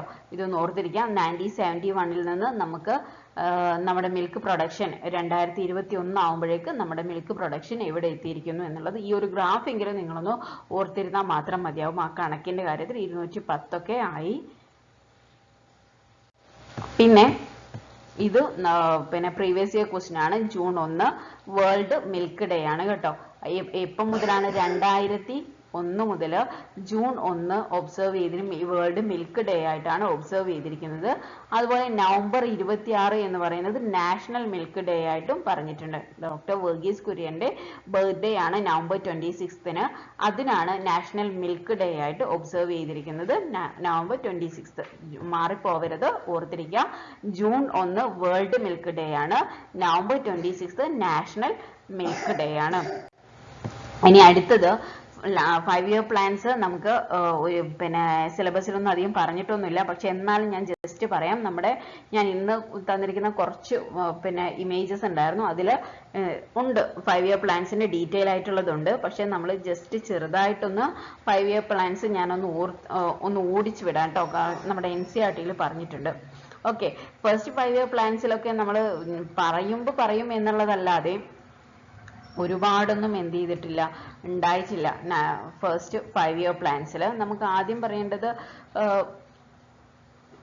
Supply of good milk and hygienic condition to big cities. Big സിറ്റീസിൽ എന്ത് ചെയ്യുന്നുണ്ട്, ഗുഡ് ക്വാളിറ്റിയുള്ള മിൽക്ക് പിന്നെ എന്ത് ചെയ്തു സപ്ലൈ ചെയ്തു. ഓക്കെ, ഗുഡ് ക്വാളിറ്റി മിൽക്ക് നല്ല ഹൈജീനിക് കണ്ടീഷനിൽ ബിഗ് സിറ്റീസിൽ സപ്ലൈ ചെയ്തു. പിന്നെ അതുപോലെ തന്നെ ആന്ധ്രാപ്രദേശ്, ബീഹാർ, മധ്യപ്രദേശ്, ഒറീസ, തമിഴ്നാട്, ഉത്തർപ്രദേശ് അങ്ങനെയൊക്കെ എന്ത് ചെയ്തു ഡെവലപ്മെന്റ് ആക്ടിവിറ്റീസ് സ്റ്റാർട്ട് ചെയ്തു. ജസ്റ്റ് സ്റ്റാർട്ട് ചെയ്തിട്ടേ ഉള്ളൂ കേട്ടോ. ഡയറക്റ്റ് ഡെവലപ്മെന്റ് ആക്ടിവിറ്റീസ് ജസ്റ്റ് ആന്ധ്രാപ്രദേശിലും ബീഹാർ, മധ്യപ്രദേശ്, ഒറീസ, തമിഴ്നാട്, ഉത്തർപ്രദേശ് ഇതിലൊക്കെ ജസ്റ്റ് സ്റ്റാർട്ട് ചെയ്തു. പിന്നെ 1955 ഇന്ത്യൻ ഡയറി റിസർച്ച് ഇൻസ്റ്റിറ്റ്യൂട്ടിന്റെ പേര് എന്ത് ചെയ്തു നാഷണൽ ഡയറി റിസർച്ച് ഇൻസ്റ്റിറ്റ്യൂട്ട് ആക്കി മാറ്റി. Okay, national dairy research institute ആക്കിയിട്ട് എവിടെ ഇന്ത്യൻ ഡയറി റിസർച്ച് ഇൻസ്റ്റിറ്റ്യൂട്ട് എന്ത് ചെയ്തു മാറി. അത് എങ്ങോട്ടേക്ക് മാറ്റി? ആദ്യം ബാംഗ്ലൂർ ആയിരുന്നു, പിന്നീട് അത് കർണാലിലേക്ക് മാറ്റി. ഇതും ഒരു PYQ ആണ് കേട്ടോ, ഇത് PYQ ആണ്, ഓർത്തിരിക്കുക. 1955 Indian dairy research institute national dairy research institute ആയിട്ട് മാറി. അതിന് ഹെഡ് ക്വാർട്ടേഴ്സ് എവിടെയാന്ന് ഓർക്കുക, കർണാലാണ്. പിന്നെ സെക്കൻഡ് 5 ഇയർ പ്ലാൻസിലാണ് പിന്നെ എന്ത് ചെയ്തത് establishment of milk producers cooperative societies at a village level to ensure supply of milk to city dairies, creameries and milk dry plants. അതിലേക്കൊക്കെ കുറച്ചും കൂടെ വില്ലേജ് സൊസൈറ്റീസിൽ നിന്ന് village level to ensure supply of milk to city dairies, creameries and milk drying plants. പിന്നെ അതുപോലെ തന്നെയാണ് diary factory. ആനന്ദില് ഒരു diary factory ഉണ്ടായത് എപ്പോഴാണ്? സെക്കൻഡ് 5 ഇയർ പ്ലാൻസിലാണ് ആനന്ദിൽ ഒരു ഡയറി ഫാക്ടറി ഉണ്ടായിരിക്കുന്നത്. അതുപോലെ തന്നെ സെക്കൻഡ് 5 ഇയർ പ്ലാൻസിന്റെ ഒരു പ്രൊമോഷൻ ആണ്. എന്താണ്? അവരെന്ത് ചെയ്തു? 3 പ്രൈവറ്റ് എന്റർപ്രണേഴ്സിനെ പ്രൊമോട്ട് ചെയ്തിരിക്കുന്നത് ഏത് 5 ഇയർ പ്ലാന്റിലാണ്? സെക്കൻഡ് 5 ഇയർ പ്ലാന്റിലാണ്, ഓർത്തിരിക്കുക. സെക്കൻഡ് 5 ഇയർ പ്ലാൻസിൽ 3 പ്രൈവറ്റ് എന്റർപ്രണേഴ്സ് ഏതൊക്കെയായിരുന്നു? Glaxo, Levers and Nestle. അത് നന്നായിട്ട് ഓർത്തിരിക്കാം. ഗ്ലാക്സോ, ലിവേഴ്സ് ആൻഡ് നെസ്ലെ, അത് 3 പേരും വന്നിരിക്കുന്ന ഏതാണ്? സെക്കൻഡ് 5 ഇയർ പ്ലാനിലാണ്. തേർഡ് 5 ഇയർ പ്ലാനിലാണ് എന്ത് ചെയ്യുന്നത്? National dairy development board. 1965 national dairy development board രൂപീകരിക്കുന്നത് തേർഡ് 5 ഇയർ പ്ലാനിലാണ്. അതുപോലെ അടുത്തത് ഫോർത്ത് 5 ഇയർ പ്ലാനിലാണ് ക്രോസ് ബ്രീഡിംഗ് കാറ്റിലിന് വേണ്ടിയിട്ട് നമുക്ക് എന്ത് ചെയ്യുന്നു?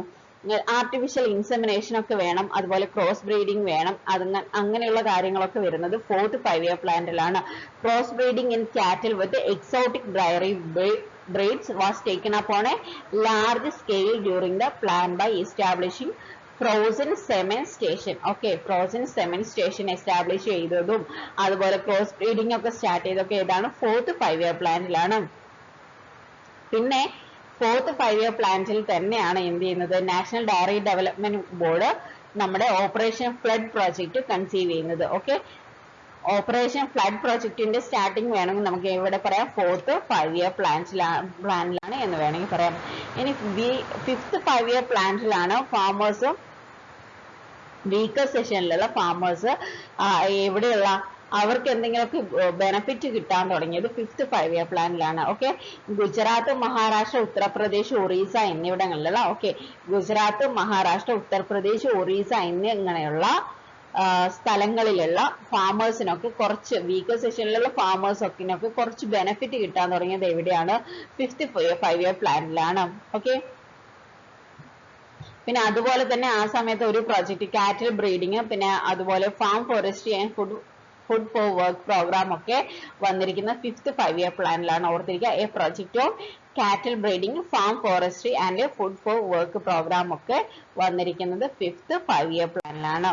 അടുത്തതാണ് sixth 5 year plan. Sixth 5 year പ്ലാനിലാണ് ലൈഫ് സ്റ്റോക്കിന്റെ പ്രൊഡക്ടിവിറ്റി ഇൻക്രീസ് ചെയ്യണം, അതുപോലെ വേരിയസ് ഇൻഡിജീനിയസ് സ്പീഷീസിന്റെ ജനറ്റിക് ഇംപ്രൂവ്മെന്റ് ഒക്കെ വേണം. അത് അങ്ങനെയാണെങ്കിൽ മാത്രമേ ബെറ്റർ ഹെൽത്ത് കെയർ കിട്ടത്തുള്ളൂ.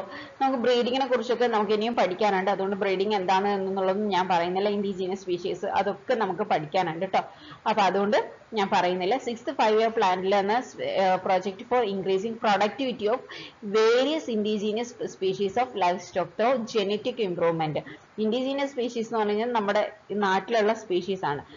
നമുക്ക് ചിലപ്പം എന്തായിരിക്കും ഇവിടെ നന്നായി ജീവിച്ചു പോകാൻ പറ്റും, ഇവിടെ നമ്മുടെ കാറ്റൽസിന് ഇവിടെ നന്നായി ജീവിച്ചു പോകാൻ പറ്റും, പക്ഷെ എന്തുണ്ടാവില്ല? അധികം മിൽക്ക് പ്രൊഡക്ഷൻ ഉണ്ടാവില്ല, അങ്ങനെ ഒരുപാട് ഡ്യുവൽ പർപ്പസിന് പറ്റത്തില്ല, അങ്ങനെയുള്ള കുറച്ച് പ്രോബ്ലംസ് നമ്മുടെ സ്പീഷീസിന് ഉണ്ടാവും. അപ്പം എന്ത് ചെയ്യുന്നു, നമ്മുടെ ജനറ്റിക്കൽ ഇംപ്രൂവ്മെന്റ് ക്രോസ് ബ്രീഡിംഗ് ഒക്കെ നടത്തിയിട്ട് അതിന് ഇംപ്രൂവ്മെന്റ് വരുത്തുന്നു, അങ്ങനെ ബെറ്റർ ഹെൽത്ത് കെയർ ഒക്കെ കിട്ടുന്നു. ഇതിനെയാണ് നമ്മൾ ഇത് എന്താണ് ഈ ഒരു 6th 5-year പ്ലാനിൽ നമ്മൾ കൊണ്ടുവന്നിരുന്നത്. ഓക്കെ, അതുപോലെ തന്നെ 6th 5-year പ്ലാനിലാണ് ന്യൂ ഡെവലപ്മെന്റ് പ്രോജക്റ്റ്, സിക്കിമിലെ ഒരു ന്യൂ ഡെവലപ്മെന്റ് പ്രോജക്റ്റ് വന്നു. പിന്നെ 3 ഇന്റഗ്രേറ്റഡ് കാറ്റിൽ കം ഡയറി ഡെവലപ്മെന്റ് പ്രോജക്റ്റ് എവിടെയൊക്കെ, രാജസ്ഥാന്, മധ്യപ്രദേശ്, കർണാടക, ഇവിടെ 3 സ്ഥലത്തും സ്റ്റാർട്ട് ചെയ്തു. അടുത്തതാണ് 7th 5-year plan. 7th 5-year plan എന്ത് ചെയ്യുന്നു, നമുക്ക് നെസസറി ഇൻഫ്രാസ്ട്രക്ചർ ലൈഫ് സ്റ്റോക്കിന്റെ ഗ്രോത്തിനും അതിന്റെ പ്രൊഡക്ഷനും ഒക്കെ വേണ്ടിയിട്ട് എന്ത് ചെയ്യുന്നു, നെസസറി ഇൻഫ്രാസ്ട്രക്ചർ കൊണ്ടുവന്നു 7th 5-year പ്ലാന്റ്. അതുപോലെ തന്നെ എന്ത് ചെയ്തു, എംപ്ലോയ്മെന്റ് പ്രൊവൈഡ് ചെയ്തു. പിന്നെ ആനിമൽ ഹെൽത്ത് ഫെസിലിറ്റീസ് സ്ട്രെങ്തൻ ചെയ്തതും അവിടെ തന്നെയാണ് 7th 5-year പ്ലാനിലാണ്. പിന്നെ 8th 5-year പ്ലാനിലാണ് was laid on enhancement on the productivity of milk cattle through upgradation by cross breeding. നമ്മൾ നേരത്തെ പറഞ്ഞല്ലോ ക്രോസ് ബ്രീഡിങ്, അത് കുറച്ചുകൂടെ നല്ല പ്രൊഡക്റ്റ് 6th 5-year പ്ലാനിലാണ് നമ്മൾ ക്രോസ് ബ്രീഡിങ് പറഞ്ഞത്, അതൊന്നും കൂടെ പ്രൊഡക്റ്റീവ് ആയിട്ട് ചെയ്തിരിക്കുന്നത് എവിടെയാണ്, 8th 5-year പ്ലാനിലാണ്. അവിടെ പിന്നെ വന്നിരിക്കുന്നതാണ് frozen semen technology. Okay, frozen semen ടെക്നോളജിയും വന്നിരിക്കുന്നത് എവിടെ തന്നെയാണ്, 8th 5-year പ്ലാനിലാണ്.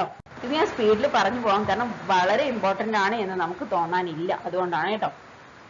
പിന്നെയുള്ളതാണ് 9th 5-year plan. 9th 5-year plan provide ചെയ്യുന്നു effective health coverage and reduced economic losses due to diseases ആണ്. ഓക്കെ, ഹെൽത്ത് കവറേജ് ആണ് മെയിൻ ആയിട്ട് ഇമ്പോർട്ടൻസ് കൊടുത്തിരിക്കുന്നത് 9th 5-year പ്ലാനിൽ.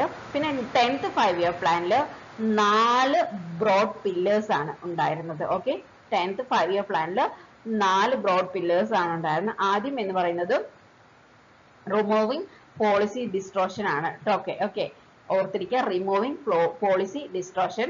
പിന്നെ എന്താണ്, രണ്ടാമതാണ് building participatory institution for collective action for small scale farmer. Okay, നമുക്കറിയാം, നമുക്കൊരു ഫാം ഒക്കെ ഉണ്ടാക്കാൻ വേണ്ടി building participatory institution collective action ഒക്കെ ഉണ്ടാക്കിയത് 10th 5-year പ്ലാനിലാണ്. പിന്നെ തേർഡിലാണ് എന്ത് ചെയ്യുന്നത്, ഒരു നല്ലൊരു എൻവയൺമെന്റ് ഫാമേഴ്സിന് വേണ്ടിയിട്ടുള്ള ഒരു നല്ല എൻവയൺമെന്റ് കൊണ്ടുവരുന്നു. അപ്പൊ അവർക്ക് എന്ത് ചെയ്യാൻ പറ്റും, ഇൻവെസ്റ്റ് ചെയ്യാൻ വേണ്ടിയിട്ടുള്ള വേസ് ഇംപ്രൂവ് ചെയ്യുന്നു. അങ്ങനെ ഒരു ലൈഫ് സ്റ്റോക്കിന്റെ മുഴുവൻ പ്രൊഡക്ടിവിറ്റിയും കൂട്ടുന്ന രീതിയിലേക്ക് 3ാമത്തെ പില്ലർ ആയിട്ട് പറഞ്ഞു. 4ാമത്തത് അതിനെയൊക്കെ പ്രൊമോട്ട് ചെയ്യുക നന്നായിട്ട്. Okay, and promoting effective regulatory institution to deal with the threat of environmental and health crisis. Okay, അതൊക്കെ പറഞ്ഞിരിക്കുന്ന എവിടെയാണ്, 4ാമത്തെ 10th 5-year പ്ലാനിലുള്ള 4 pillars ആണ്. ഓക്കെ, എല്ലാം നോക്കിയിരിക്കുക. പോളിസി ഡിസ്ട്രോഷൻ, റിമൂവിങ് പോളിസി ഡിസ്ട്രോഷന്. പിന്നെ വേണ്ടുള്ളത് നമുക്ക് വേണ്ട രണ്ടാമത്തത് ബിൽഡിംഗ് ആണ്. 3ാമത്തത് എൻവയൺമെന്റ് ആണ്, നല്ലൊരു എൻവയൺമെന്റ് സൃഷ്ടിച്ചു. 4ാമത്തത് അതിനെ അവർക്ക് വേണ്ടിയിട്ടുള്ള എല്ലാം പ്രൊമോട്ട് ചെയ്തു കൊടുത്തു. ഓക്കെ, അങ്ങനെ 4 പില്ലേഴ്സ് ആണ് 10th 5-year പ്ലാനിൽ വന്നിരിക്കുന്നത്. ഇനി 11th 6-7% per annum അച്ചീവ് ചെയ്യണം. ഗ്രോത്ത് 6-7% അച്ചീവ് ചെയ്യണം എന്ന് പറഞ്ഞത് 11th. പിന്നെ അതുപോലെ തന്നെ നബാർഡിന്റെ കൺസോർഷ്യം നബാർഡും പിന്നെ NCDC ആയിട്ട് ഒരു ഫണ്ട് ഡയറി കോപ്പറേറ്റീവ്സിൽ NDDB സെറ്റപ്പ് ചെയ്തു കേട്ടോ. NDDB setup consortium with NABARD and NCDC to fund the dairy cooperatives. പിന്നെ ഓർത്തിരിക്കുക, ടെക്സ്റ്റ് ബുക്കിൽ എന്ത് ചെയ്തിട്ടുണ്ടെന്ന് വെച്ച് കഴിഞ്ഞാൽ ഒരു ടാബുലാർ കോളം കൊടുത്തിട്ടുണ്ട്. പിന്നെ 5-year പ്ലാൻസിനെ കുറിച്ചിട്ട് അതിൽ എത്ര മിൽക്ക് ഷെഡ്, ഓരോ 5-year പ്ലാൻസിലും എത്ര മിൽക്ക് ഷെഡ് വേണം, എത്ര ഇത് വേണം എന്നൊക്കെ പറയാം. ഇത് നിങ്ങൾ പഠിക്കണമെന്ന് ചോദിച്ചിട്ടുണ്ടെങ്കിൽ എല്ലാം പഠിച്ചു കഴിഞ്ഞതിന് ശേഷം നിങ്ങൾക്ക് സമയം ഉണ്ടെങ്കിൽ മാത്രം ആ ടാബുലാർ കോളവും അതുപോലെ ഈ 5-year പ്ലാൻസും പഠിക്കുക കേട്ടോ. കാരണം ഒരു മാർക്കാണ് അതിനുവേണ്ടി ഒരുപാട് സമയം നമ്മൾ ചെലവഴിച്ച് കഴിഞ്ഞാൽ നമുക്ക് ഭയങ്കര ബുദ്ധിമുട്ടാവും. അതിനേക്കാളും കൂടുതൽ നിങ്ങൾക്ക് എന്ത് ചെയ്യാൻ പറ്റും, ഒരുപാട് കണ്ട് നമുക്ക് മാർക്ക് ചെയ്യാൻ പറ്റുന്ന, സ്കോർ ചെയ്യാൻ പറ്റുന്ന ഏരിയാസ് ആണ് ബാക്കി നമ്മുടെ ഏരിയകളൊക്കെ. അപ്പൊ അതിൽ വേണ്ടിയിട്ട് നമ്മൾ ആദ്യം എന്ത് ചെയ്യുക, ആദ്യം നമ്മൾ അതിന് വേണ്ടിയിട്ട് ഇമ്പോർട്ടൻസ് കൊടുക്കുക, അതിനുശേഷം മാത്രം ഇതിലേക്ക് പോരുക കേട്ടോ. പിന്നെയുള്ളതാണ് ഹിസ്റ്ററി ഓഫ് കേരള. എന്താണ് ഹിസ്റ്ററി ഓഫ് കേരളയിൽ നമ്മൾ ഓർത്തിരിക്കാം, 1980 Kerala cooperative milk marketing federation form ചെയ്തു. ഏത് 25th January 1918 കേട്ടോ. Kerala cooperative milk marketing federation, അതുപോലെ അത് തന്നെയാണ് മിൽമ കേട്ടോ. കേരള അത് കുറച്ച് കഴിഞ്ഞിട്ട് മിൽമ എന്നുള്ള രീതിയിൽ തന്നെ ഞാനൊന്ന് പറഞ്ഞുതരാവേ, അപ്പൊ നിങ്ങൾക്ക് ഒന്നും കൂടെ മനസ്സിലാവും. 25th January 1918 ഓർത്തിരിക്കുക. അത് എപ്പോഴാണ് Kerala cooperative milk marketing federation എപ്പോഴാണ് രൂപീകരിച്ചതെന്ന് ഓർത്തിരിക്കുക. 25th January 1918 ഇനി എന്തായിരുന്നു അത് അവരുടെ ഒബ്ജക്റ്റീവ്? ഒബ്ജക്റ്റീവ് എന്ന് പറയുന്നത് ഒരുപാടൊന്നുമില്ല. നമ്മൾ ഇപ്പൊ എന്തൊക്കെയാണോ പറഞ്ഞിരിക്കുന്നത്, ഇപ്പൊ നമ്മള് എന്താണ് NDDBന്റെയും ആനന്ദ് പാറ്റേൺ എന്താ ചെയ്തത്, ഓപ്പറേഷൻ ഫ്ലഡ് എന്താ ചെയ്തത് എന്നൊക്കെ നമ്മൾ പറഞ്ഞു അല്ലെ. അത് തന്നെയാണ് ഇതിന്റെയും ഒബ്ജക്റ്റീവ് എന്ന് പറയുന്നത്. ഒന്ന് പ്രൊഡക്ഷന്, പ്രൊക്യൂർമെന്റ്, പ്രോസസ്സിങ്, മാർക്കറ്റിംഗ്, അതിന്റെയൊക്കെ മിൽക്കിന്റെയും മിൽക്ക് പ്രോഡക്റ്റിന്റെയും പ്രൊഡക്ഷൻ, പ്രൊക്യൂർമെന്റ്, പ്രോസസ്സിങ്, മാർക്കറ്റിംഗ്, പിന്നെ balance cattle feed and supply. Okay, എന്ന് വെച്ച് കഴിഞ്ഞാൽ എത്ര ബാലൻസ്ഡ് എന്ന് പറയുന്നത് എത്രയാണോ നമ്മുടെ ഫാമില് പശുക്കളുള്ളത് അതിനനുസരിച്ചിട്ടുള്ള, എന്ന് വെച്ച് കഴിഞ്ഞാൽ എത്ര മിൽക്ക് പ്രൊഡ്യൂസ് ചെയ്യും അവർ, എത്ര ഉണ്ടാവും, അതിന് അവർക്ക് എത്ര ഫീഡ് വേണം എന്നുള്ളതൊക്കെ കണക്കാക്കിയിട്ട് അതിനനുസരിച്ച് ഒരു ബാലൻസ് ചെയ്തിരിക്കുന്ന കാറ്റിൽ ഫീഡും അതിന്റെ സപ്ലൈയും കൊടുക്കുന്നത്. പിന്നെ നമ്മുടെ വെറ്റിനറി ഹെൽത്ത് സർവീസ്, മിൽക്ക് പ്രൊഡ്യൂസേഴ്സിന് വേണ്ടിയിട്ടുള്ള എല്ലാ വെറ്റിനറി ഹെൽത്ത് സർവീസും കൊടുക്കുന്നു. പിന്നെ അവർക്ക് അഡ്വൈസ്, ഗൈഡ്, അസിസ്റ്റൻസ്, കൺട്രോള്, അങ്ങനെയുള്ള എല്ലാ കാര്യങ്ങളും ത്രൂ എന്താണ് സൊസൈറ്റിയിലൂടെ, എല്ലാം കോഓപ്പറേറ്റീവ് സൊസൈറ്റിയിലൂടെ എല്ലാ മാനേജ്മെന്റും എല്ലാം അവർക്ക് എല്ലാ അഡ്വൈസും ഗൈഡൻസും അസിസ്റ്റൻസും ഒക്കെ കൊടുക്കുന്നുണ്ട്. പിന്നെ ടെക്നിക്കൽ നോളജും ട്രെയിനിങ്ങും കൊടുക്കുന്നു. ഓക്കെ, ടെക്നിക്കൽ നോളജും ട്രെയിനിങ് കൊടുക്കുന്നു. അതുപോലെ ടെക്നിക്കലും അഡ്മിനിസ്ട്രേറ്റീവും ഫിനാൻഷ്യലും അതുപോലെ other assessment to the members of union and village society. എന്താണ് ഒരു അഡ്മിനിസ്ട്രേഷൻ അവർ രൂപീകരിക്കാൻ നമുക്ക് ഇനിയിപ്പം നമ്മൾ ചെല്ലുന്നത്, നമ്മൾ ജോലിക്കാരായിട്ട് ചെല്ലുമ്പോൾ നമ്മൾ ചെയ്യുന്നതാണ് ഇതിന്റെ അഡ്മിനിസ്ട്രേഷനും കാര്യങ്ങളൊക്കെ. അപ്പൊ ഈ അഡ്മിനിസ്ട്രേഷനും കാര്യങ്ങളൊക്കെ നമ്മൾ ചെയ്യുന്ന സമയത്ത് നമുക്ക് ചെയ്യുന്നത് അവരെ നമ്മളിലൂടെ ഇംപ്രൂവ് ചെയ്യിരിക്കുകയാണ് ചെയ്യുന്നത്. ഓക്കെ, അവരും ഉണ്ടാവും, ഓരോ സൊസൈറ്റിയിലെ ഓരോ പ്രസിഡന്റ്, സെക്രട്ടറി ഒക്കെ ഉണ്ടാവും. അപ്പൊ അതും കൂടെ നമ്മൾ അവരെ പോലെ തന്നെ ഒരു നമ്മളെ പോലെ തന്നെ അവരും എന്തായിരിക്കും ഒരു അഡ്മിനിസ്ട്രേറ്റീവ് പാനലിലൊക്കെ ഉണ്ടാവും. അപ്പൊ അതാണ് പറയുന്നത്. ഇനി ഇതിന്റെ മുമ്പ് ഞാൻ ജസ്റ്റ് പറയാൻ വിട്ടുപോയ ഒരു കാര്യം എന്താന്ന് പറഞ്ഞിട്ടുണ്ടെങ്കിൽ, നമ്മുടെ കേരളയിലെ ഫാമിങ്ങില് കുറച്ചും കൂടെ ഞാനൊന്ന് പറഞ്ഞുതരാം. കേരള ഫാമിങ് എന്തൊക്കെയാണ് എന്നുള്ളത്. ഇതുപോലെ തന്നെ നമ്മുടെ ഈ 1950-ലും 60-ലും ഇന്ത്യയിൽ എന്താണോ അവസ്ഥ അതിനേക്കാളും വളരെ ദയനീയമായിരുന്നു നമ്മുടെ കേരളത്തിലെ അവസ്ഥ എന്ന് പറയുന്നത്. ഇവിടെ എന്തുകൊണ്ടാണ് ഈ നമ്മുടെ കേരളത്തിലെ അവസ്ഥ വളരെ കുറയാനുള്ള പ്രധാന കാരണം എന്താണെന്ന് വെച്ചിട്ടുണ്ടെങ്കിൽ, നമ്മുടെ ഹ്യൂമൻ പോപ്പുലേഷൻ കൂടുതലും അതുപോലെ സ്ഥലം കുറവായിരുന്നു. നമുക്ക് പോപ്പുലേഷൻ കൂടുതലായിരുന്നു, സ്ഥലം കുറവായിരുന്നു. അതുപോലെ നമ്മുടെ ഗ്രേസിംഗ് ലാൻഡ് എന്ന് പറയുന്നത് വളരെ പുവർ ആയിട്ടുള്ള ഗ്രേസിംഗ് ലാൻഡ് ആയിരുന്നു നമുക്ക് ഉണ്ടായിരുന്നത്. അതുപോലെ ഒരു മോണോകൾച്ചർ ആയിട്ടുള്ള ക്രോപ്പിംഗ് പാറ്റേൺ ആയിരുന്നു. എന്താണോ അതുവരെ നമ്മൾ ഒബേ ചെയ്തുകൊണ്ട് വന്നിരുന്നത് ആ കൾച്ചർ തന്നെ കൊണ്ടുപോകുന്നു. ഓക്കെ, എന്താണോ ആദ്യം മുതൽ നമ്മൾ ചെയ്തിരിക്കുന്നത് അതിൽ നിന്ന് ഒരു വ്യത്യാസം ഇല്ലാതെ ഒരു മോണോകൾച്ചറിന്റെ ഡോമിനൻസ് ഉണ്ടായിരുന്നു. അതുപോലെ എന്ത് ചെയ്തു, അപ്പൊ അത് അങ്ങനെയൊന്നും ആയതുകൊണ്ട് ഒന്നും വരുന്നില്ല. അങ്ങനെയാണ് നമ്മുടെ ക്രോസ് ബ്രീഡിംഗ് ഒക്കെ ഇൻക്രീസ് ചെയ്തിരിക്കുന്നത്. അതിനൊക്കെ വേണ്ടിയിട്ട് സെക്കൻഡ് 5-year പ്ലാൻ മുതലാണ് സെക്കൻഡ് 5-year പ്ലാൻ മുതലാണ് എന്ത് ചെയ്തത്, നമ്മുടെ ആനിമൽ ഹസ്ബൻഡറിയിൽ കേരളം ഒരു പിന്നെ ഡെവലപ്മെന്റിന് വേണ്ടിയിട്ട് സ്റ്റാർട്ട് ചെയ്തത് സെക്കൻഡ് 5-year പ്ലാനിലാണ്. അതിൽ ഓർക്കുക, നമ്മുടെ വില്ലേജ് സ്കീം ഇൻട്രൊഡ്യൂസ് ചെയ്തു, ഒരു കീ വില്ലേജ് സ്കീം ഇൻട്രൊഡ്യൂസ് ചെയ്തു. കേരളത്തില് കീ വില്ലേജ് സ്കീം ഇൻട്രൊഡ്യൂസ് ചെയ്തു. അതിൽ artificial insemination, facilitation of artificial insemination എന്നുള്ളതായിരുന്നു നമ്മുടെ അതിന് വേണ്ടിയിട്ട് അവരെന്ത് ചെയ്തു, 40 എണ്ണമാണ് നമ്മുടെ ആർട്ടിഫിഷ്യൽ ഇൻസെമിനേഷൻ വഴി ചെയ്യാൻ വേണ്ടിയിട്ടുള്ള ഷെഡുകൾ ഉണ്ടാക്കിയത്.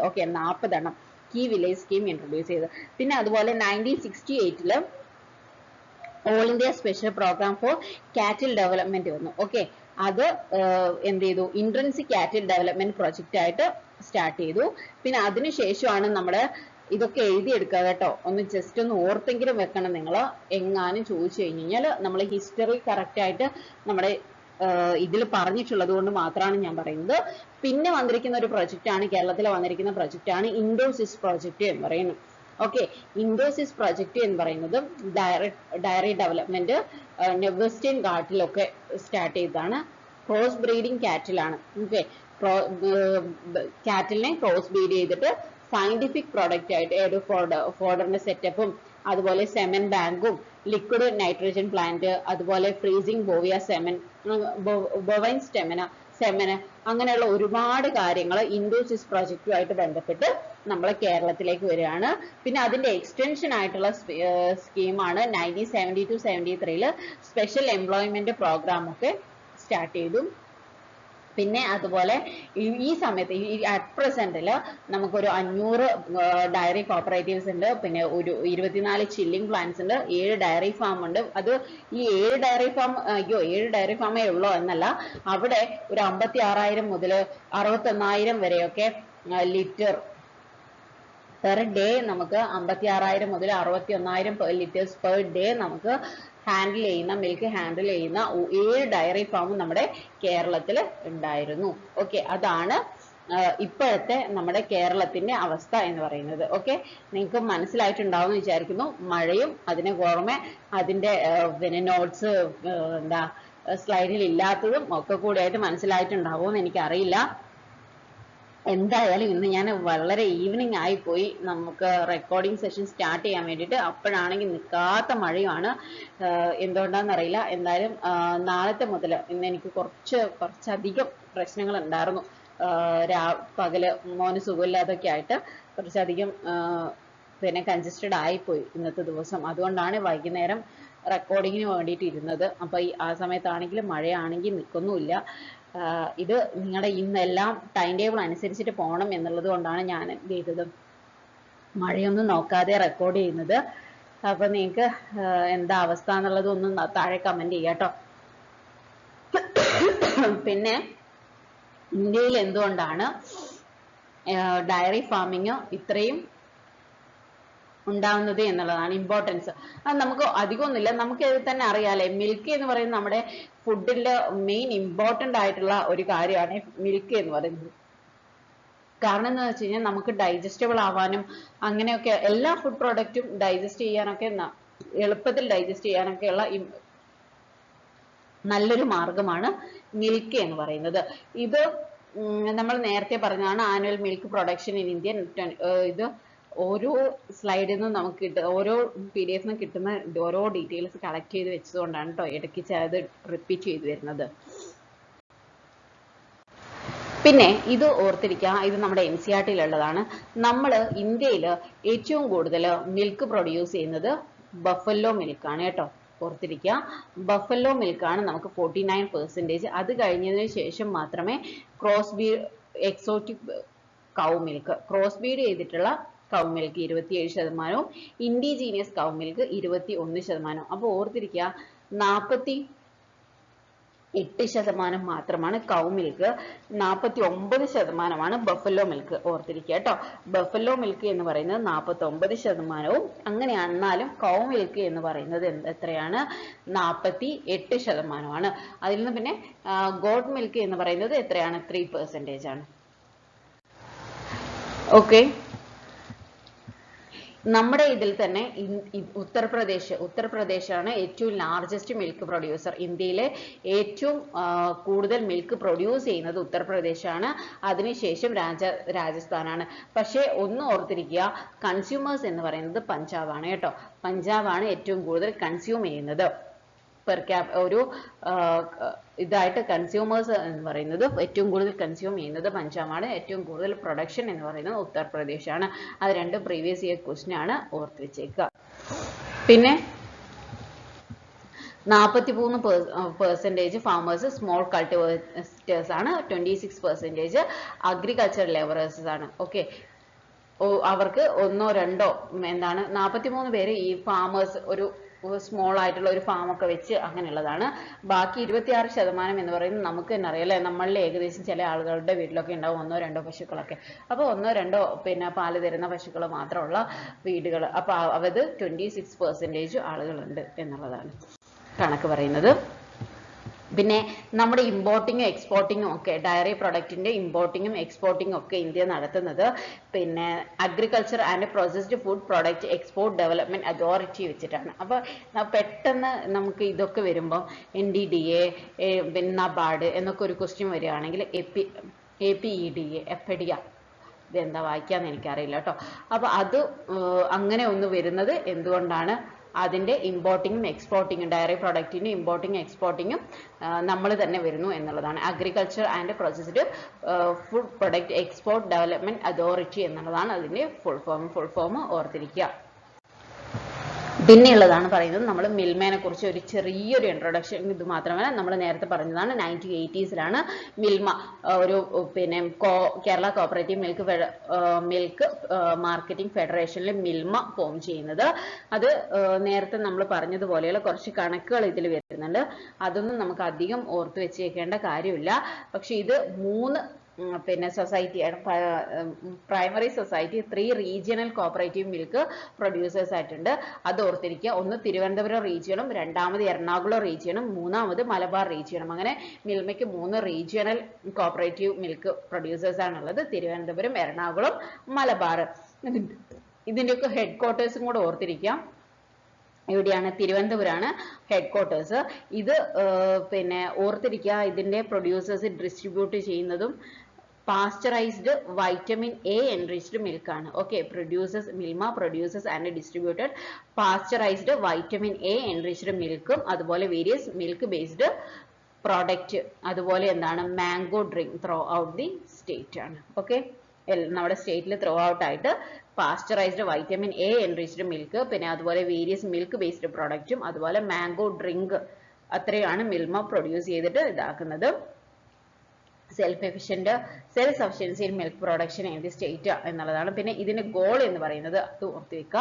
ചിലപ്പോൾ ചോദിച്ചേക്കാം ഗോൾ ഇത് എന്തിന്റെ ഗോളാണ് എന്ന് ചോദിച്ചു കഴിഞ്ഞാൽ നമുക്ക് എഴുതാൻ കഴിയും the socio economic progress of the dairy farmer through procuring processing and marketing milk. ഇത് നമുക്ക് ചിലപ്പോൾ വേണമെങ്കിൽ NDDB തരാം, നബാർഡ് തരാം. ഇതൊക്കെ കാണുമ്പോൾ നമുക്ക് പെട്ടെന്ന് അയ്യോ ഇത് ഏതാണ് എന്നുള്ളത് നമുക്ക് മാറിപ്പോകരുത്. മിൽമന്റെ തരുമ്പം ദ സോഷ്യോ എക്കണോമിക് അതിന്റെ ഗോൾ ഓഫ് മാർക്കറ്റ് എന്താണ് ഗോൾ എന്ന് പറഞ്ഞിട്ട് കൊടുത്തേക്കുന്നത് അതിന്റെ ഇതായിട്ട് കൊടുത്തേക്കുന്നത് എന്താണ് the socio economic progress of the dairy farmer through procuring processing and marketing of milk എന്നുള്ളതാണ്. ഓക്കെ, ഇത്രയാണ് പിന്നെ നമ്മുടെ ഒരു ഫസ്റ്റ് മൊഡ്യൂളിലുള്ളത്. കുറച്ച് ബുദ്ധിമുട്ടി എന്ന് എനിക്കറിയാം. മഴയും ഇതൊക്കെ കൊണ്ട് നിങ്ങളും കുറച്ചധികം ബുദ്ധിമുട്ടിയിട്ടുണ്ടാവും എന്ന് എനിക്കറിയാം. ആൻഡ് ഒരു വെരി സോറി. നാളെ മുതൽ ഞാൻ ഇത് ശ്രദ്ധിച്ചോളാം. പിന്നെ ക്ലാസ് ഇഷ്ടപ്പെട്ടെങ്കിൽ ലൈക്ക് ചെയ്യാനും ഷെയർ ചെയ്യാനും കമൻറ്റ് ചെയ്യാനും മറക്കരുത്. ഫ്രണ്ട്സിനൊക്കെ ഷെയർ ചെയ്ത് കൊടുക്കുക. അടുത്ത ക്ലാസ്സുമായിട്ട് ഞാൻ ഉടനെ വരുന്നതായിരിക്കും. Thank you.